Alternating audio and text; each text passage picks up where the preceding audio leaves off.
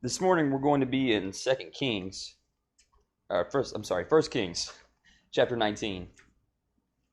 1 Kings chapter 19. That's where you would like to turn. I want you to picture for a moment, I want you to think about a time in your life, if you will, a time where you felt like doubt was filling your life, a time where you felt like the troubles in your life were too much to overcome, and the doubts swirled around you, and you thought that for sure there was absolutely no way out of where you were at. A time in your life where you felt alone, you felt incapable, and you felt stuck. And you felt like there was absolutely no way out, and there was no way things were going to get any better. Hold that thought. And then I want you to think about a time where you felt like you were so overwhelmed, and things were so hard, and things were so unmanageable that you just felt broken. You had been hurt. You had lost too much. Whatever the case was, you just felt like you couldn't go on. You felt broken. Hold that thought. Now I want you to think about a time in your life when you trusted somebody and you gave them all of yourself, you invested in them, you thought that they would always be there for you, you thought that you could trust them, that you could stand by that person and that they could stand by you. And then they turned around and hurt you, took everything away from you. They burned you. Think about a time in your life where you truly felt like you had been burned. Hold that thought. In 1 Kings, there's a man by the name of Elijah. And to give you some backstory of this man, he is the faithful servant of God. He has done some incredible things so far. And we come to him at a time that's pretty incredible. He challenges the prophets of Baal to essentially a duel, to see whose God is really in charge. And the prophets of Baal come out, all of them, all of the prophets of Baal, which was a good number, come out to Mount Carmel, and they think that they're going to prove to Elijah that their God is in charge and his is nothing. But they try and they try and they try, and nothing happens. The objective is to get their God to send fire down from heaven. And once all of that is said and done, and they can't get any progress, Elijah stands before them and calls out to God, and God sends fire down from heaven and proves to the people that the God of Israel is the one true God, that he is above every power, and that nothing can be feared in his way because he is above all things. And learning about how humiliated the prophets of Baal had become, Queen Jezebel sends word to Elijah and says, I don't care what happens to me, but I will make sure that I kill you. And out of fear, Elijah runs. He makes his way out of town and he is afraid. He comes to a point where which he feels he cannot go on. The doubts fill his mind. He feels like there is no way out of where he is. He feels like things are not going to get better. There's absolutely no way that he can get out of the situation that he's in. He is stuck, and the storm of doubt is swirling around him. And he says, God, just take me now. I can't do this. But God doesn't give up on him. God gives him food to make a 40-day journey up to Mount Horeb. And he makes the journey into this cave at Mount Horeb. But he feels alone. He feels like he's lost too much, like he's been too hurt. He feels broken. He feels like there's nothing left of him, that he is left in shambles, that his life is completely deteriorated. He looks back at the people and realizes that he is all alone.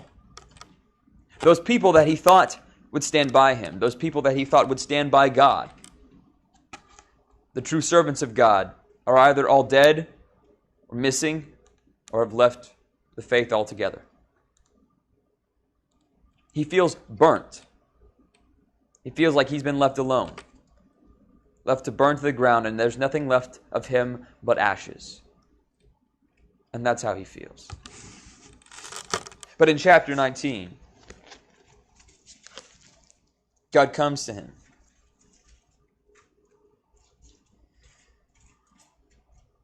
There he came to a cave and lodged in it, and behold, the word of the Lord came to him, and he said to him, "What are you doing here, Elijah?"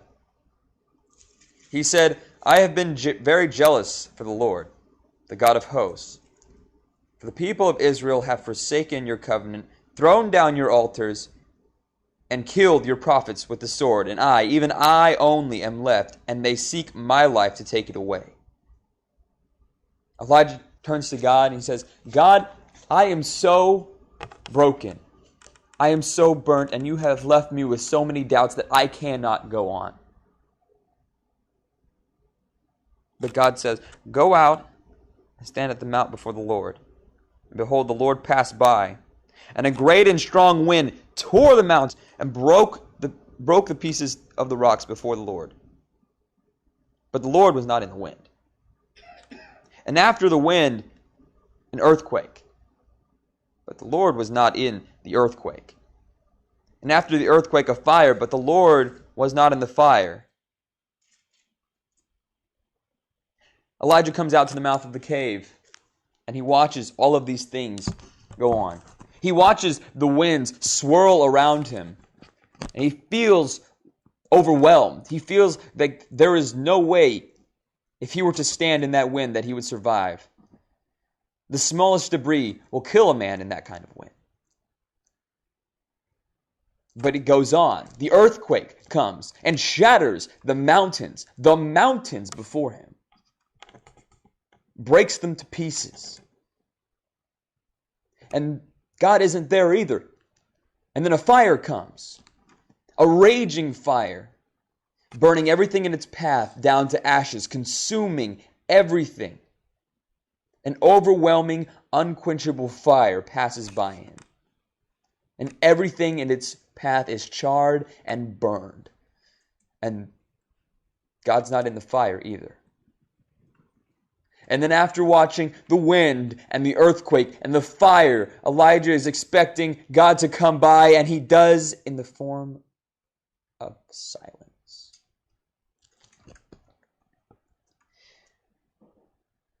And after the fire, the sound of a thin silence. In verse 12. And when Elijah heard it, he wrapped his face in his cloak and went out and stood at the entrance of the cave, and behold, there came a voice to him, saying, "What are you doing here, Elijah?" There are times in our lives where God comes to us and says, "Why are you hiding?" Well, God, I feel completely surrounded by doubt, like the winds of doubt are swirling around me, and there's no way things are going to get better, and I'm just stuck. And God, I'm so broken, and things can't get any better. There's nothing left of me. I don't know what to do. I've been burned to the ground, and there's nothing left of me but ashes.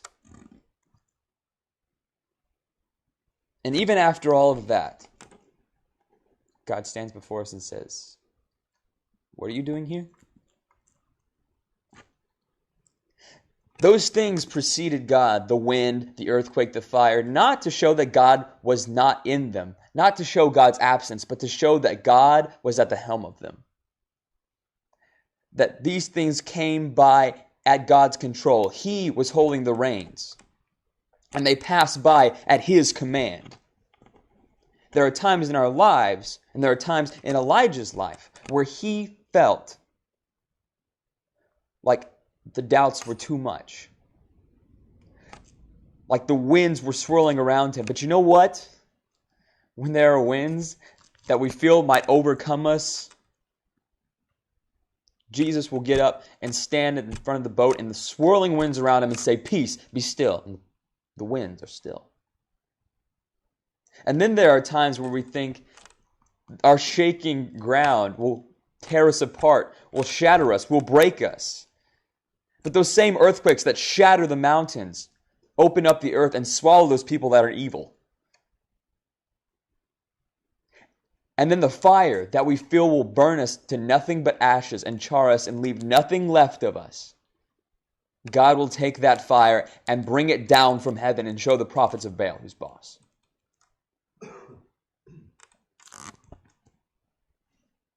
God comes to him not to show him necessarily his brokenness or his doubt or the fact that he's been burned.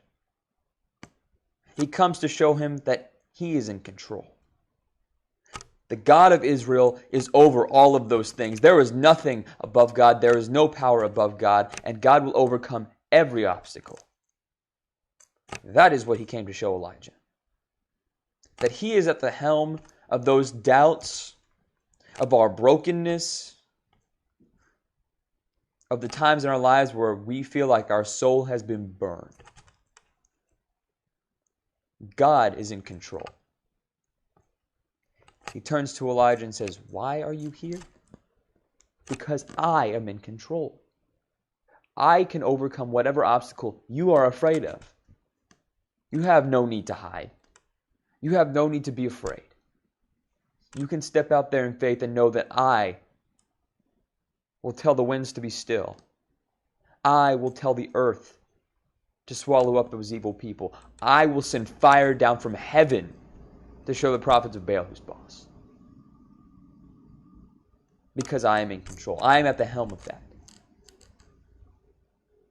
So Elijah starts his way back. God just tells him, "Go." And he goes. Because you can't argue with that. You can't argue with the wind and the earthquake and the fire because you know God's in control. And he walks back into the winds of doubt. He walks back into the shaking ground that could break him apart. He walks through the fire because he knows that God is in control. I want you to imagine what it might look like. What faith might look like if we weren't afraid to step into those swirling winds of doubt. If we weren't afraid of those things swirling around us. If we weren't afraid of what people could do to us. If we weren't afraid of being broken. If we weren't afraid of losing what we think is important. If we weren't afraid of being burned. Imagine what it would look like if we had the faith to step out into storms of doubt, to stand in earthquakes, and to walk through the fire. Imagine what that faith would look like in times where we feel the doubt, and we feel the brokenness, and we feel like we're burned. Imagine what that would look like. Now hold that thought. That is the thought I want to leave you with today. Not that we are doubtful, not that we are broken, not that we have been burned. No, it never stops there. I want you to leave holding the thought that there is a faith strong enough to watch mountains shatter. Those things in our lives that we feel are too high to climb. There are fires that rage that we can walk right through. Those things that we feel are impassable, but there will be nothing left of us if we come close to them. We can walk through those things.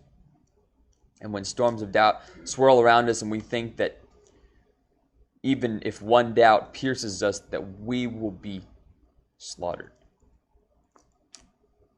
We don't have to be afraid of that.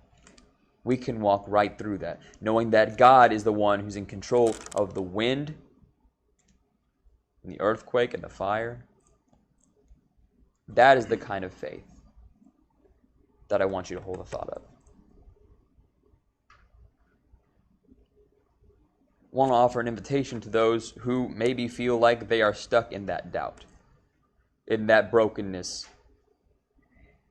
in that fire. There is always a way out because God is in control.